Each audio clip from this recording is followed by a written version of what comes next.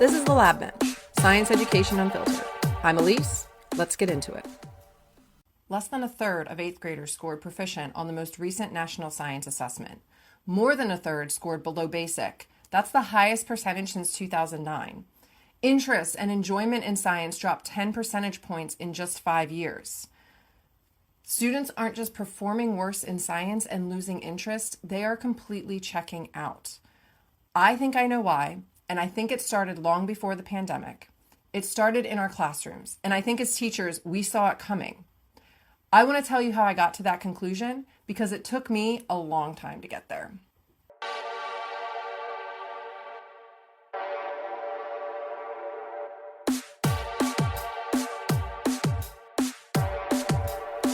This is the Lab Bench, Science Education Unfiltered. I'm Alyse. Let's get into it. Welcome to the first episode of the Lab Bench. I'm Alyse, and before I dive into the real problems, let me tell you who's talking to you. I have a lot of master's degrees. My first master's degree is in educational development and strategies. My second master's is in education law because at some point I got tired of hearing about policy secondhand and I went and learned how it actually works. Thanks to a class that I took in my first master's. I was enthralled with policy and I absolutely loved getting my master's in law. And by the time this episode airs, I will have completed all of my coursework to get a third master's in biology. 3 degrees, 1 obsession. Understanding education from every angle there is. The classroom, the law behind it, and the content itself. I started teaching in 2011.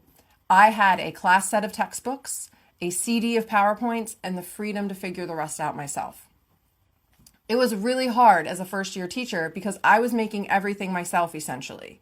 But it also forced me to think about what I was teaching, why I was teaching it, and in the order I was choosing to teach it in. Very early on in my career, my state decided to adopt a standardized test for biology. So my colleague and I spent a summer building an entire year of a biology curriculum from scratch in order to meet those requirements for that standardized test. We mapped standards to lessons, to units, to assessments, labs, everything. And that experience was very valuable to me. And it taught me something that I've brought to my classroom ever since then. Standards are a scaffold and they are not a ceiling. They are even the bare minimum. And textbooks were also really important, not because they followed the exact sequence that I was going to be teaching my content in, but because students had this single source of knowledge that they could refer to, and it was the source. We didn't have to fight with them about what the search engine said or what the AI is saying. Everything was in this textbook, and you could always refer to it as the single source of knowledge. Since then, I have lost textbooks. I don't have up-to-date textbooks in my classroom. My own experience as a student, I related to the apathy of science. I lost interest in science. I didn't like science in high school. I had some great science teachers in high school, and I think I liked their classes because of the teacher. And the reason, as I reflected on this, that I liked those teachers so much is because they were storytellers and they were able to make me consider how the content that they wanted to impart in me was applicable in everyday life. And they also brought in their own lives, their experience, their expertise, and their local knowledge of the area that I was growing up in into the classroom. Storytelling goes back to the very beginning of human evolution. It is how humans have passed on knowledge across thousands of generations. Before we had writing, before we had books, we were storytellers. So when we give teachers a scripted curriculum and tell them to use that, you are losing the entire storytelling, the entire experience that the teacher has to impart on their students and to draw their students into the classroom and the content that they are teaching.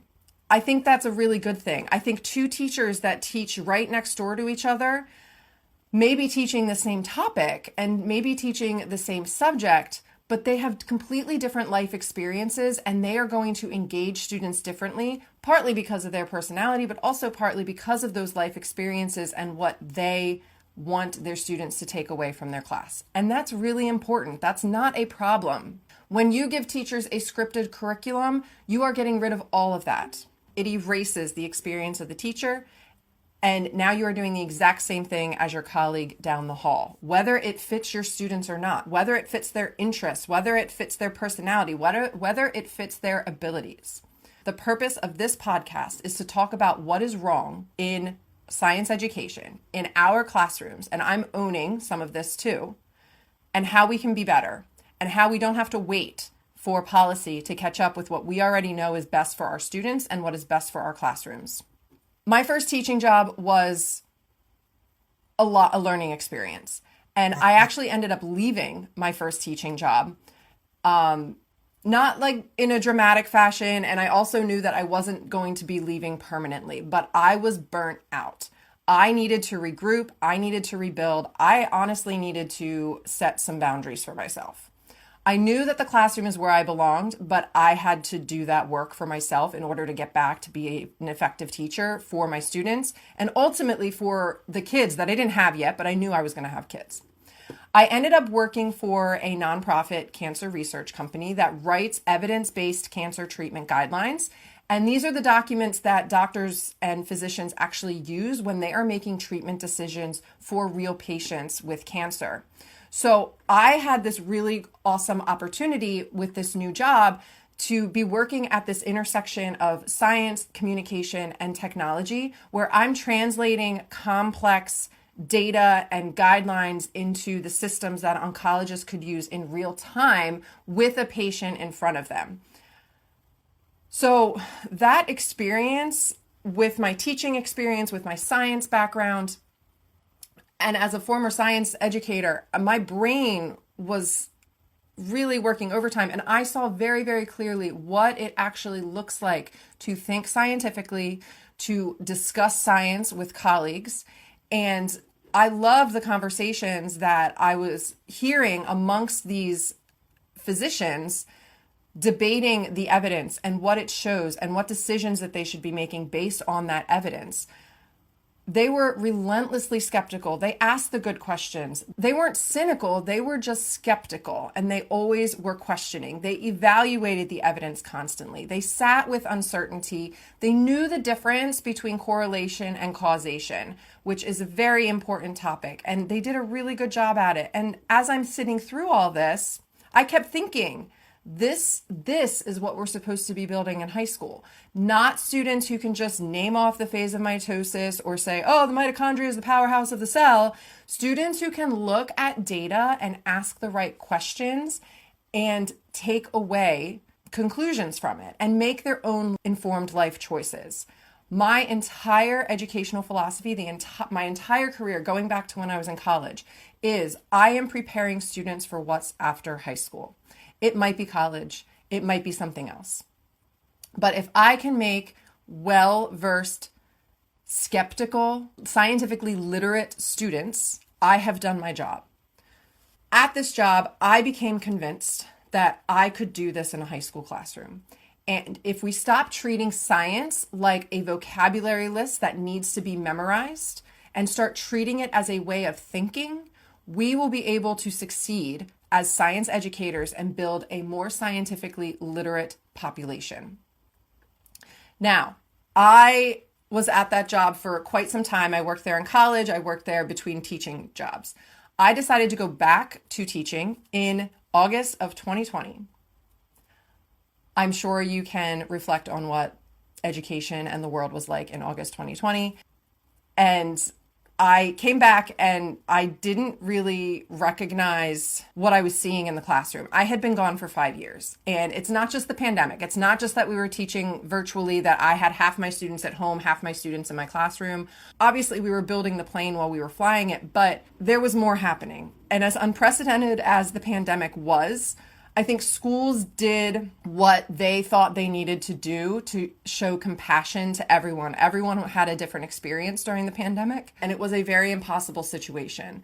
And we extended grace to students who were just surviving. And maybe they didn't learn anything, but they were maybe showing up occasionally for classes. And I think that was the right thing to do. The pandemic was difficult for everyone. And I think the pandemic exacerbated what we were already seeing in education. I was seeing it 5 years before the pandemic when I left my classroom. And the pandemic just magnified it a millionfold.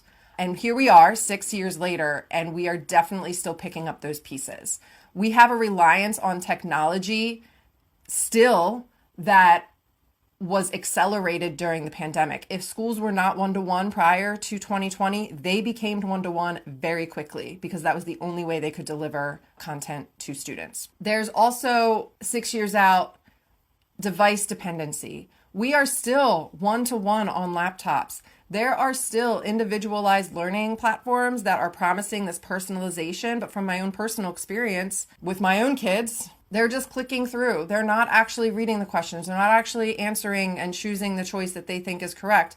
Those things have this illusion of personalizing education, but learning is actually more impersonal than it's ever been. Technology can never replace humans as teachers. You, as a human teacher, can look at a student and see they're confused, see they're overwhelmed, see that a word you just said they do not understand. And I think that's what made the pandemic teaching so difficult, because we didn't have that in-person element. We couldn't see faces. I looked at black screens the entire time that we were virtual. And the AI tutors and platforms that are being sold to our districts and to education as in general, they look efficient. They look like they're saving us time as teachers. But when you give it to a student in a classroom of 30 and that student is confused about something, they may not raise their hand. Personal experience, they'll switch over to YouTube or another website, play games, watch a soccer game. And this scripted curricula also arrived with this boom in one-to-one devices. And that art of teaching, that storytelling, the local context, your professional judgment, it is an art. That was being replaced by a script and, in a lot of cases, a screen, because students are completing more work online than ever. Also, with the pandemic, and I want to be clear, it was the right call to give students grace during an unprecedented, once-in-a-lifetime situation, but a lot of schools adopted something called a grade floor. Some call it a no-zero policy. The idea is simple. A student can't score below 50% even if the actual work earns a 0. This isn't happening in one school or one district. A national survey from the Fordham Institute found that about half of teachers say their school has adopted some version of a no-zero or minimum grade policy. 84% of teachers say their supervisors would be concerned if they gave too many low grades. Only 16% say the same about high grades. So here's the problem. If a student can do the math, and they can, a 50 isn't a starting point anymore. It's a safety net. Do 3 assignments, bomb the rest, and you can still pass. That's not preparing anyone for what happens after high school. Nobody's employer hands them half a paycheck for doing nothing. This connects to something bigger than any one grading policy. The ACT released a nationwide study in 2022 that tracked more than 4 million students from 2010 to 2021. High school GPAs climbed the entire time. ACT scores stayed flat. Students were earning better grades for the same performance and sometimes worse performance. I'm not pointing fingers at any one school here. This is a national pattern. It's part of why we're seeing a wave of lawsuits in different states from students who graduated high school, some with honors and nearly a 4.0 GPA, saying they still can't read. Tennessee, Connecticut, Washington State. These aren't isolated stories. They're a pattern of grades and diplomas drifting further away from what students actually know. And I want to do a quick update because there was a law passed in South Carolina this year that went into effect on July 1st that bans grade floors. And I think this is going to be the start of another trend of eliminating or revisiting what a grade actually means. And that's going to take way more time than I have dedicated for this introductory episode. And maybe I'll revisit it in a later episode. But that is something that is starting to happen across the country. A lot of states are starting to ban these grade floors because they do not give parents the accurate information for how well their student is performing in school. And there have been a lot of alternative grading methods introduced over the decades. And there is an article from the University of North Dakota that I'll link in the show notes that discusses some options that have actually been studied and have some support for. The pandemic may have started some of this and exacerbated it. It also gave it cover for these policies to become the norm. We are 6 years out from the pandemic. Students need to be held accountable for what they're doing. We need to prepare them for what is after high school. So I want to bring it back to science. I'm a science teacher. I love science. Science is, I think, the backbone of our society. In my classroom, I see students that are going to go to college, students that are going to go to the workforce, students that are still learning English, and sometimes all of them are in the same room with me, in the same class period. And that is a challenge as a teacher. We do not have enough planning time to make 3 or 4, 5 different versions of a single lesson in order to reach these students, to accommodate for all of these needs that we are seeing in our classrooms. These students don't need an identical experience across class periods. They just need real teaching. We have confused meeting students where they are with lowering the bar of expectations. We have confused engagement with learning. We decided that real science, the messy, uncertain, uncomfortable kind, where the outcome might not be what you expected, was too hard for kids to do. It is not. These kids will rise to whatever bar you set for them. I've done it my entire career. I set my bar higher and my students rise and achieve. Every student, regardless of background, language, or academic ability, is capable of thinking like a scientist. They are capable of what you want them to do in your classroom. Technology can help ELL students. I'm not saying I'm not anti-technology. I think it needs to be used very deliberately and very consciously in the classroom. ELL students, Google Translate, subtitles, accessibility tools. These are all important for these students to actually access what we want them to learn. When the language barrier is the problem, a device doesn't solve that problem. It gives a lost, overwhelmed student somewhere to hide. So unless we are using the technology intentionally, students, they will tune out and it's hard to get them back. So the technology needs to be in more control of the teacher. We lowered the bar in the pandemic. Understandably, that was a hopefully once in a lifetime event. And lowering the bar was compassion at the time because students were in so many different places. But at this point, lowering the bar is abandoning our duties as science teachers to make sure that we are making a scientifically literate population that can go into the world, can look at the data that's being presented to them from all sides of the internet, news, YouTube, TikTok, and make sense of it and not just follow along blindly. I created this podcast because there's a gap and I want to fill it. I founded Keystone Science in 2016. It is my curriculum design business. I make NGS-aligned, inquiry-based, phenomenon-centered resources for biology, chemistry, and environmental science teachers. I started building curriculum in my first teaching job that summer where I had to align to these brand new standardized tests that we had, and I just never stopped. I loved it. I loved making things. I loved designing curriculum. Even when I left the classroom and I was doing cancer research, I was writing content and curriculum. And I realized other teachers needed the resources that I was making, especially after I left the classroom. I had so many ideas still. So that's why I'm here. That's my purpose. If you are interested in any of the products that I create, they are on KeystoneSciencePA.com. I also have a Teachers Pay Teachers store, Keystone Science. These resources that I'm creating, as I'm creating them, as I'm talking to educators, they're not enough. I kept having conversations with teachers who knew something was wrong, didn't know what to do about it. And there are a lot of education podcasts that validate how hard teaching is and can give you hacks on how to make teaching easier. I kept waiting for one that said, yeah, it's hard, and we're seeing all of these issues in the broader sense of education, and here's what we can do about it. It never happened. So I'm here. I'm going to make that show. Here's what I want you to sit with until the next episode. Think about the last unit you taught, or one you're about to teach since it's back to school season. How much of it asks students to remember science and how much asks them to actually do science?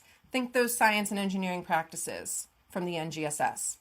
That's the question this whole season is built around. In season 1, I'm focusing on what we lost and how we can take it back. Over the next 10-ish episodes, we're going to diagnose the problem, understand how we got here, and I'm going to give you concrete tools to start reclaiming your classroom right now within whatever constraints you're working under. Next episode, I'm going to go into the practical immediately. I'm going to walk you through one strategy that you can use the very first week of school to hand curiosity back to your students without overhauling a single thing in your curriculum. Follow the show wherever you listen. Find me at keystonesciencepa.com. I'm Alyse. This is the Lab Bench. Let's get to work. That's the shift I want you thinking about after this one.